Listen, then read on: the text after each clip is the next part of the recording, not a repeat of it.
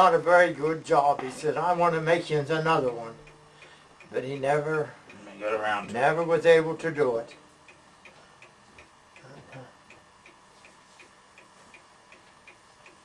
Did Heather get one of them little rockers? I didn't think those chairs was sitting like that when we went. Thought somebody might have been here. What's the matter? Huh? Did we give Heather one of them little rockers? What did we do with them? No, I think the little ones. Oh, Heather didn't get any. The little ones, Scott. It was, Heather was too old. Too big. littler kid, next bunch down Yeah. from her. Sarah, maybe? What was it? Three of them? She sent 3 of them, I think. Pam did that. Was before Pam's time. 3 of them, wasn't it? I thought there was 3 of them she sent. Oh, I can't remember who got them. I don't think Heather. There's younger ones in But there. we got to, you seen that bedroom suit that he made? Oh yeah. Wasn't that something? We got pictures of that. Did she sell that with the house? Yeah, that went for the house.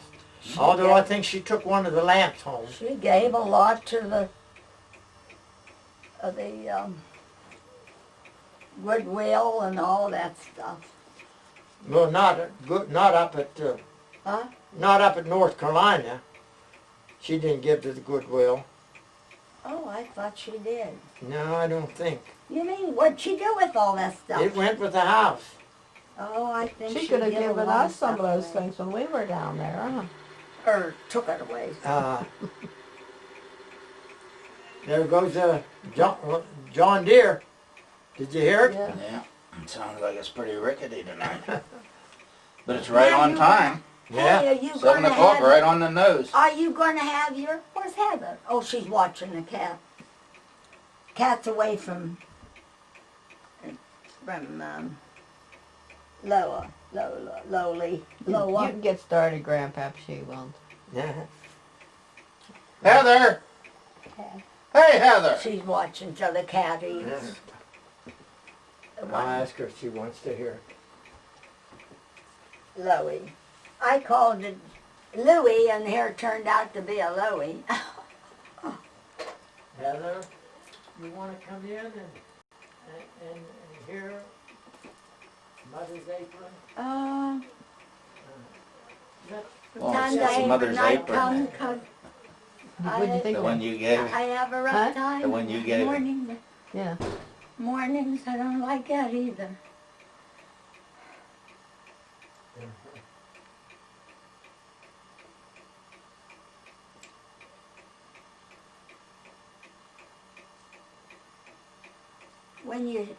When you're awake every hour of the clock, you know every hour of the clock.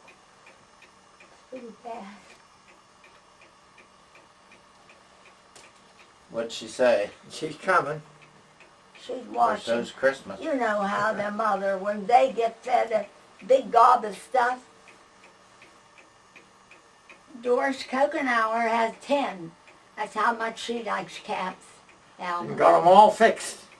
Got them all fixed and has them in the garage, and her car sits out. She says the cats have the garage. Her car has to sit She outside. always loved cats. I never seen anybody. Tilly and them had some cat food. Did some of them come? Cats came there. Yeah, some stray They cats, I bought- guess. They brought cat food for them, and then they left. So she gave some of it to Doris, and Doris said her cats, like Yuns do, they just feed them. She just feeds them certain kind of cat food. So she brought it out here for these, you know. But we have some. Seems like about every other night there's somebody in trouble with pets. The other night somebody had left this trailer, I think it was, and there was 3 or 4 dogs that were there, and they just left the dogs. And the dogs were, starving. Emaciated. And of course the pet control people were there, and They're looking for the people and gonna throw the book at them if they find them. Now, how about that dog that was found dressed in kids' clothes on the back porch? It was dead. Yeah. Yeah, I don't know if they They ever got did. what? $2,000 reward. I don't know if they ever did find out who did that. Did Heather come?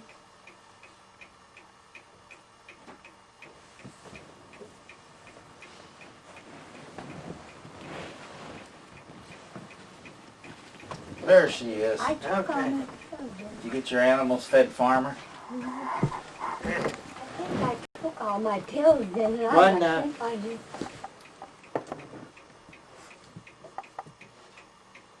I was going to say, You when ready for I recited this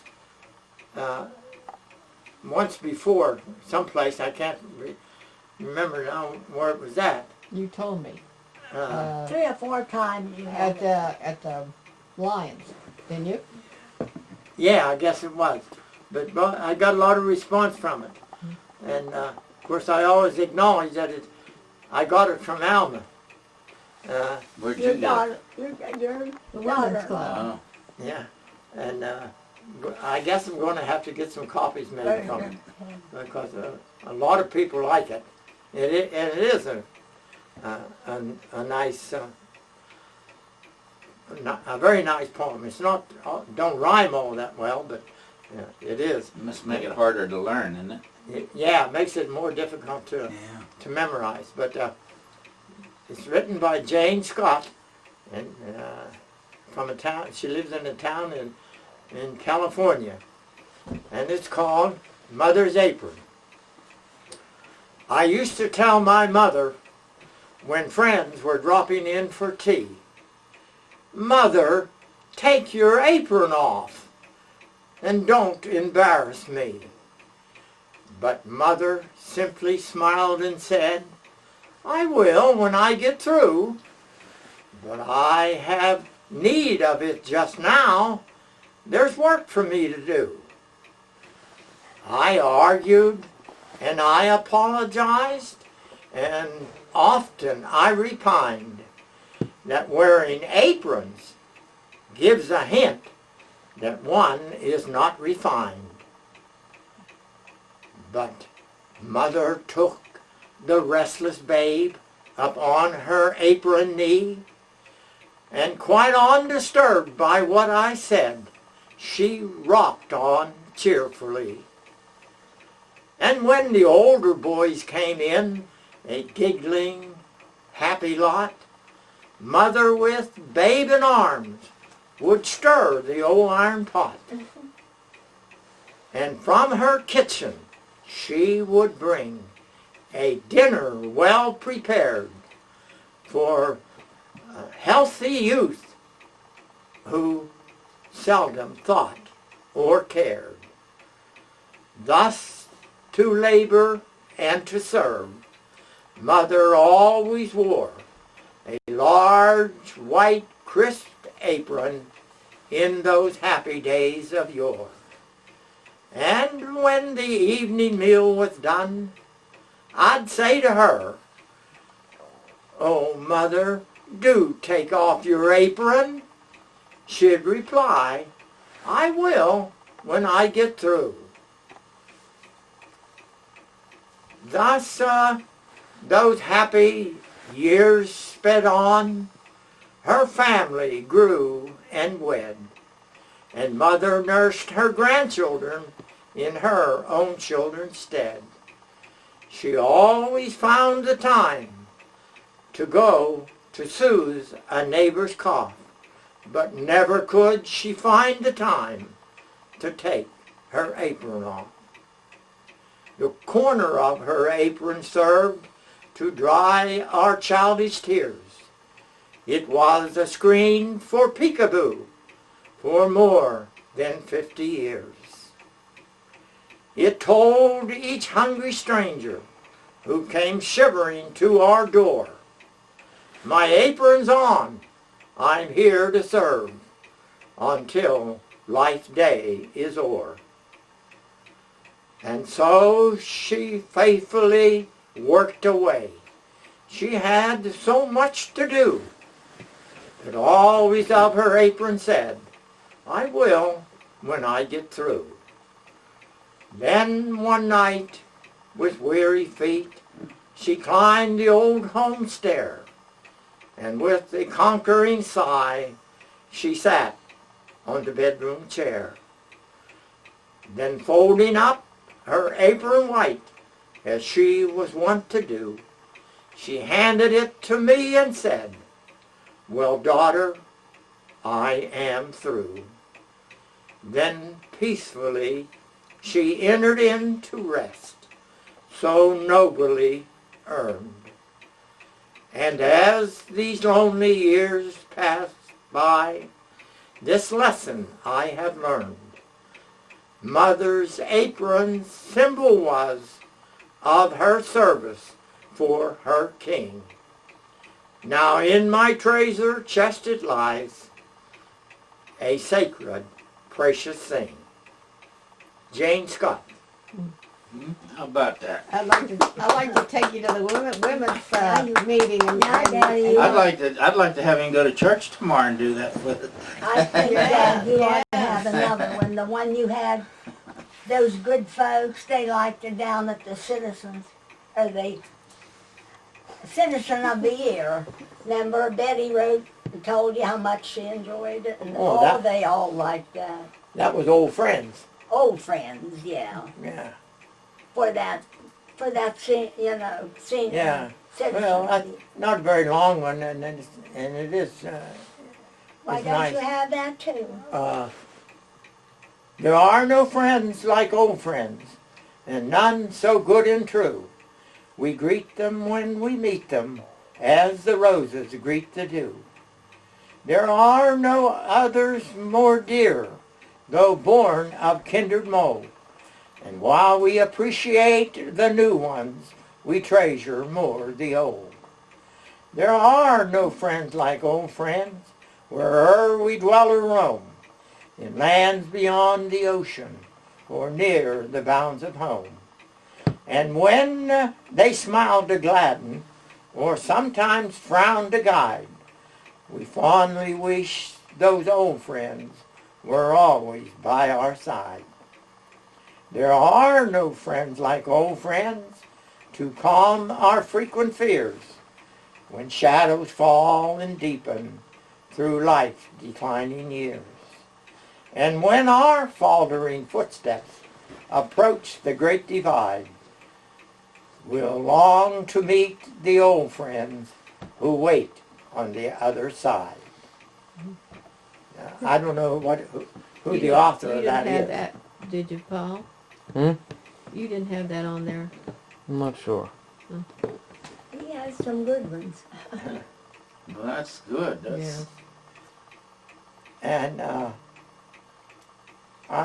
it's been a good many years ago that I memorized The Rose. I don't know whether you've ever heard that or not. Yeah, I think Maybe I Paul. think we got that one. Yeah. Don't you? I think so. Last time. Yeah. How about When You Get On? I don't know. I think that's by Phil Perkins. I think that's what I remember. I recited that the night I retired down the conference. You know, we all had to make a speech. Give you a chance to make a speech. Yeah. Man, I got a standing ovation on that. And I don't know how many requests I got after I got home for a copy of it. Yeah. Yeah. And So that was easy to do, huh? when I retired, the district superintendent, Russell Kerr, he mentioned he had a little speech too, you know. And he said, he's mentioned about me reciting that down there. He said, it must have had 24 verses, he said. Yeah. And he said, they got a standing ovation, the only one of the whole bunch. everyone's amazed because they can't do it. I don't know whether, well, I'll recite it for you. It's a good one, especially for us older people. When you get on and you've lived a long time, and the walk up the stairs becomes a mighty high climb, and though your eyes are dimmer than they were, and the page of a book is a misty blur, strange as this case may seem to be, then is the time that you will clearly see. You'll see yourself as you really are when you've lived a lot and you traveled far. When your strength gives out and your muscles tire, you'll see the folly of ambition's desire. Often the blindest are youthful eyes, for age must come or a man grows wise. Youth makes much of the mountain peaks, it strives for fame and the goal it seeks. But age sets down with the setting sun and smiles at the boastful deeds it's done. You'll laugh at medals that now you prize, for you'll look at them through clearer eyes and see how little they really meant, for which so much of your strength was spent. You'll see, as always, an old man sees, that the waves die down with the fading breeze, and the pomps of life never last for long, and the great sink back to the common song. And we'll all understand when the struggle ends, the greatest gift of this life is our friends. Yeah, that's a good. Is that the one that got you to standing ovation? Yeah. Okay, up everybody. Yeah. Oh yeah, they stand You know that, and clapped. that wasn't the one that you got when you hollered back, hello. Oh no, I didn't use that one You down had there. that one at conference. No, they'd have booed me, but they'd have booed me if I read that one. Oh, I was sure I was with you at one of those church meetings, and you. Oh, had- I have recited that a lot of times. They probably yeah. threw some He had tomatoes at you. that. That's for the country people, huh, Grandma? That's for the country people, huh? You remember Dorothy, Bill Nichols' wife? Yes. Yeah. She loved that. She every time we'd meet someplace, she'd want me to recite. And he had the Gettysburg Address too. He knows that all. Well, we should know it too. We'd learn it have to still. go to the bathroom, I think. Yeah. Well, I think you have heard me recite that, haven't you? Yes. The greetings for two. That's what. How in the world do you keep them things straight and don't get them mixed up? Do you go over them every day? Oh no. I have a list up there. I don't know how many people's been after How in the me. world you do it? Wants me to put some of these on tape. And I wrote down a list. I think there's 52. They're not all big long poems, but little cliches, proverbs, and short verses like that. That maybe I've used along the way in sermons as illustrations and one thing and another. But I've never got around to it, but I should, because my memory is not always going to be as good as it is now.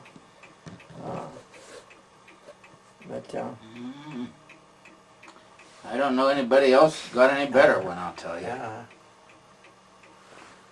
Helen Hatfield, she passed away just, within the last 6 months. She always told me she was amazed at when you'd do them things, them poems. And every time I go down there to thing at the community center there at Dawson, want to hear Frosted on the Pumpkins. Whether it's spring, summer, fall, whenever. Yeah, That is a good one. yeah. And When Jim the frost Wick is on the pumpkin and the Fodder's in the shop. Oh, Fodder's in the shop. You hear the coyote and the gobble of the strutting turkey cock. The clacking of the guineas and the clucking of the hens. And the rooster's howler as he tiptoes on the fence. I'll be darned. Ah, then's the time the feller is a feeling at his best, with the rising sun to greet him from a night of peaceful rest, as he goes out bareheaded. No, that's not right. See, I know when it's wrong. As with the rising sun to greet him, as from a night of peaceful rest, as he leaves the house bareheaded to go out and feed the stock, when the frost is on the pumpkin and the fodder's in the shop. There's something kind of hearty like about the atmosphere when the heat of summer's over and the fall is here. Of course we'll miss the flowers and the blossoms on the trees, the mumble of the hummingbirds and the buzzing of the bees. But the air's so appetizing, and the landscape through the haze of a crisp and sunny morning of those early autumn days is a picture that no painter has the coloring to mock, when the frost is on the pumpkins and the fodder's in the shop. The husky rusty rustle of the tossels on the corn, and the wrangle of the tangled leaves as golden as the morn. The straw stack in the meadow, and the reaper in the shed, horses in their stalls below, and the clover overhead. Oh, it sets my heart a-clicking like the ticking of a clock, when the frost is on the pumpkins and the fodder's in the shop. When your apples is all gathered and the ones a feller keeps are piled around the cellar floor in red and yeller heaps, then your women folks is over with their mince and apple butter and their sauce and sausage too. Sauce. I don't know how to tell it, but if such a thing could be, as the angels wantin' boardin', and they'd call around on me, I'd want to accommodate them, all the whole enduring flock, when the frost is on the pumpkins and the fodder's in the shop. Now, I haven't recited that probably for 2 years. Wow, Oh. that's amazing. I don't know. that's a long How in the one, world too. do you do that? Yeah. I mean, I had one here that I really liked when I was in school, and it came up in our Sunday school class about a year ago. And I learned it again, but I couldn't do it now. And it's only a couple Try it. verses. Try it. Oh, I can't remember. Now, see, I stumbled on the line there, but I knew right away when I did. I knew it wasn't right.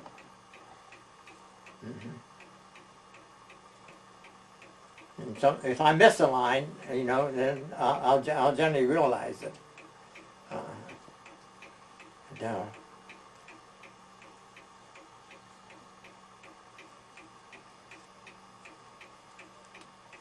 I don't know how you And do that it. one that I used in Edgar's funeral. Was you there for that? Yeah. Mm-hmm. That old friend of mine.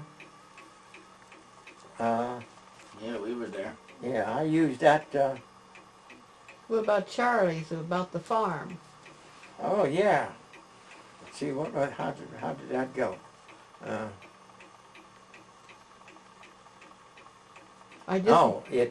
Now see if I get the first line. I just had it out the other day and I was reading it. It rests in a valley just 5 miles outside of town. The red chip barn needs painting and the silo's fallen down. But still, it's let's see. Let's come on up with that line.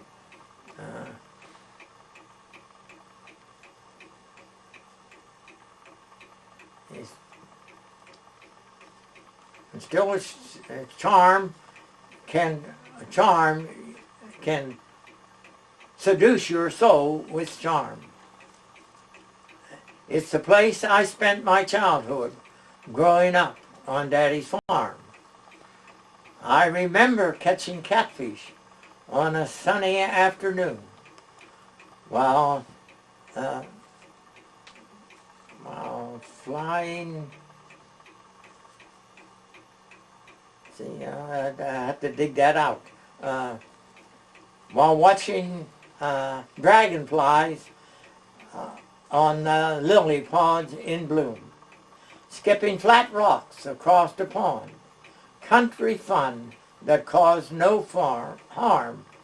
Life was good on Daddy's farm. There were times when picking blackberries that I really had to snatch to beat those hungry blackbirds in a ripe blackberry patch.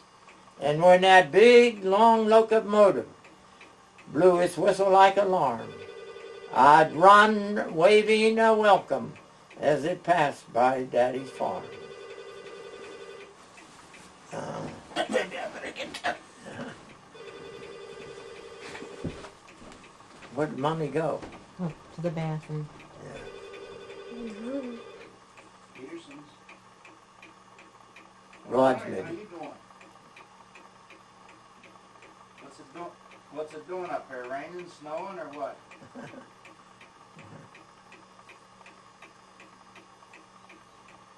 Is that a fact? But I need to review that one. Wasn't too bad here either. We had No, to get the lines right on it. sort of mixed. Like I say, I haven't. A little bit cool this evening. A little bit too cool to sit outside. I don't know whether I've recited that since Charlie's funeral. Probably not.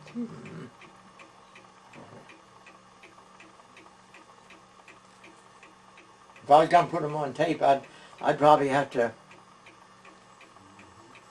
rehearse them before I'd try to put them on tape. Well, Mama's on the throne right now. Dad, all right, we went out, we just came back from eating supper, and she did okay, she did all right, and Dad, Paul's doing some video of Grandpa reciting some poems in there, and yeah, everything's looking pretty good. Anybody have anything for Rog? No, how's he feeling? Oh, how you feeling? I know how that thing's working.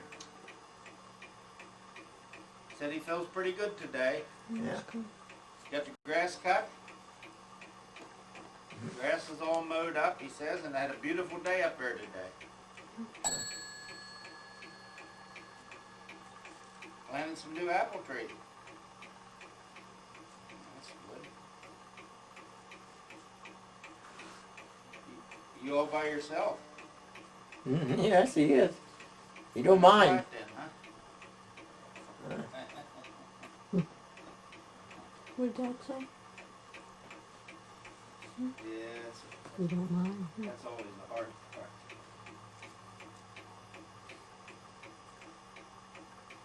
Yeah. Well, everything seems to be under control here. All right, thanks a lot for calling, and have a safe trip home. Okay, you have a safe trip home now. All right, bye. Rod's checking in on you. Yeah. Said he had a real nice day. You got all the mowing done.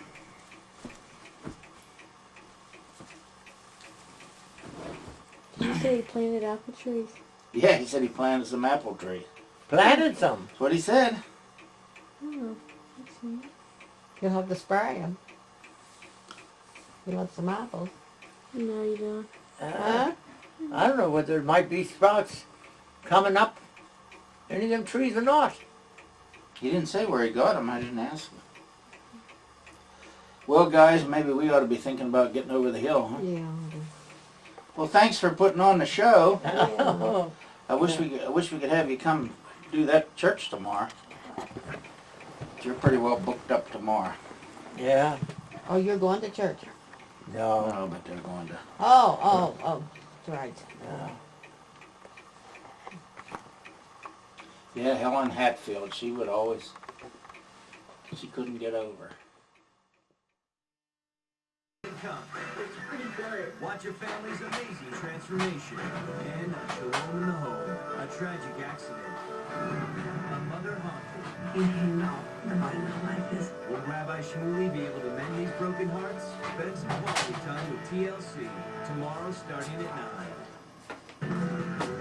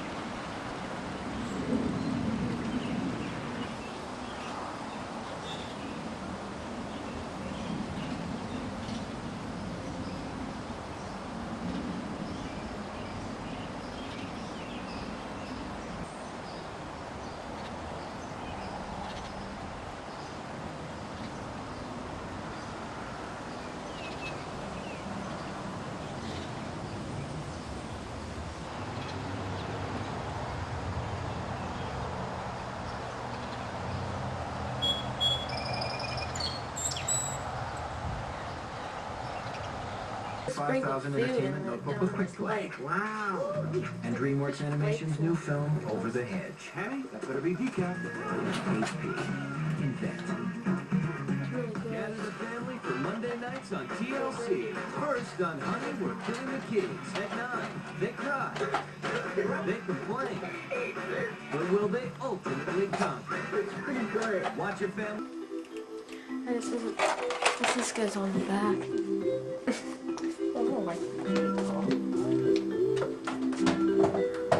Introducing Sam Storage, the portable storage container that understands what you Plug's on the other side. For a safe, convenient way to Will it reach? store the things you care about. Call 1-800-GET-A-SAM today. Your stuff belongs in a SAM. MSNBC is proud to bring you television's most honored political news program. Hi, I'm Tim Russert. Join me this weekend for the rebroadcast of NBC's Meet the Press. Now on MSNBC. Meet the Press with Tim Russert. Now every Sunday at 10 on MSNBC. Sponsored locally by Buick. Beyond precision, not beyond your reach. See your Western Pennsylvania Buick dealer today. From the producers of Trading Spaces and The Wedding Story. That's supposed to be my weekend, so you want to take them when? Comes a show from moms for moms. Here's a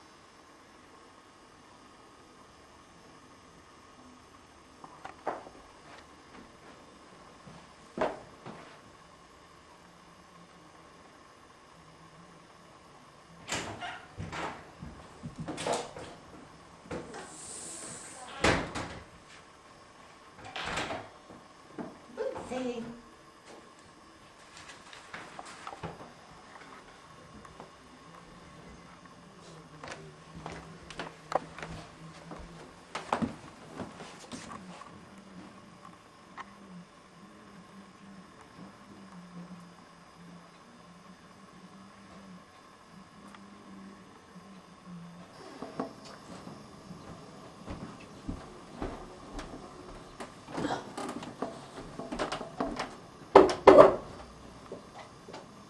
Lesson Bill Louise's commitment.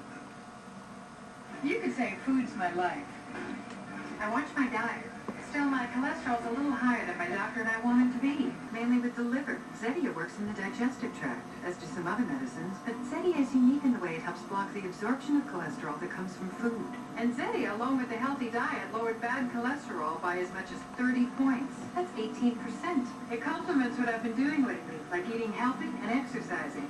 Zetia may not be right for people who have ever had liver problems, are nursing or pregnant, or may become pregnant. Your doctor will decide if Zetia is right for you. Unexplained muscle pain or weakness could be a sign of a rare but serious side effect and should be... Everyone, I'm Bob Pompiani here at the Robert Morris University Island Sports Center, a big foundation, the Extra Mile Foundation, having a party here tonight. Terry Bradshaw will join me in a matter of seconds. But first, day 2 of minicamp for the Steelers. Had some weather problems out there today.